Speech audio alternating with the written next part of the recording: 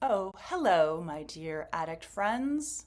My name is Emily Sussman, and welcome back to my virtual universe of true love here.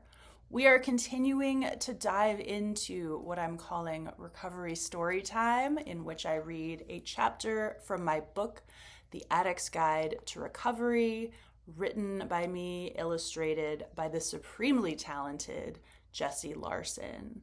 And today we are on chapter 9, Willpower and Control. And there's an illustration here. I'm going to wait to show you close up until we get to that part of the story. There are plenty of sober addicts out there who aren't in recovery. Many of them are just gritting their teeth instead of using their drug. They may be so ashamed of having an addiction that their hearts and minds are closed to asking for help from other recovering addicts, the people uniquely capable of helping them learn how to love. These are the people who shun the idea of recovery meetings and perhaps professional therapy as well.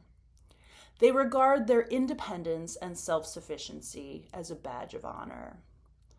In my experience, such people are generally miserable in sobriety. They live every day peering into the dark void left behind by their drug, but they're afraid to look beyond themselves and venture into the unknown to fill it. They tell themselves that all they need to stay sober is their own willpower. These people are what I think of as closed circuits, relying only on themselves to be strong and stay away from their drug. But what a life that would be! Picture a boxing ring in which your addict and your own unsteady willpower are going head to head indefinitely with nothing and no one to help back you up. No relief, no comfort, no sense of security. At worst, that fight would be utterly unsustainable, and you'd wind up flat on the mat while your addict did a victory dance around your lifeless body.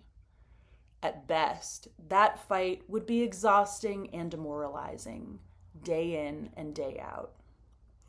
Because even if your willpower could stave off your drug for a while, the tragedy of relying on willpower alone is that you would be spending your days and nights fighting your addict instead of loving your true self. It doesn't have to be that way. I understand that your future as a sober person in recovery isn't just unknown territory, it's a non-linear and non-quantifiable process. That terrifies the control freak that lies at the heart of your addict, that beast who insists on monopolizing your time, energy, attention, and resources to satisfy its black hole of an appetite.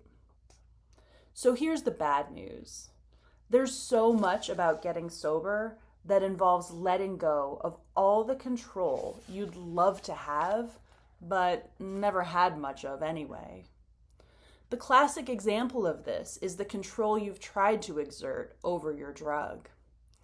I know, you'd love to still be able to use your drug on Saturday nights, and perhaps the occasional Thursday evening too. And of course, at social gatherings where everyone else is under the influence of it.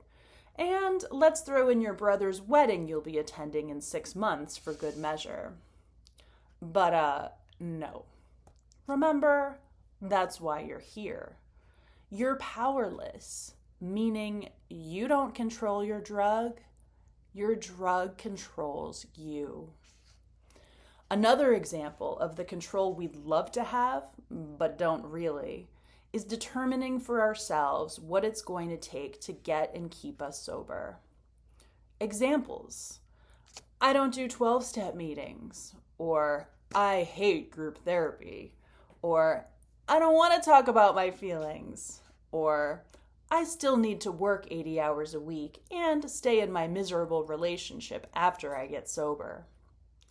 I respect your desires, my dear addict friends, But as an addiction therapist and your overall recovery fairy, please know that it comes from a place of deep love when I respond to your persistent bids for control with a smarmy remark like, "Since when did you know best?" There's even a recovery cliche that sums it up. My own best thinking got me here. Which is why it's time to surrender control to the benevolent forces of recovery.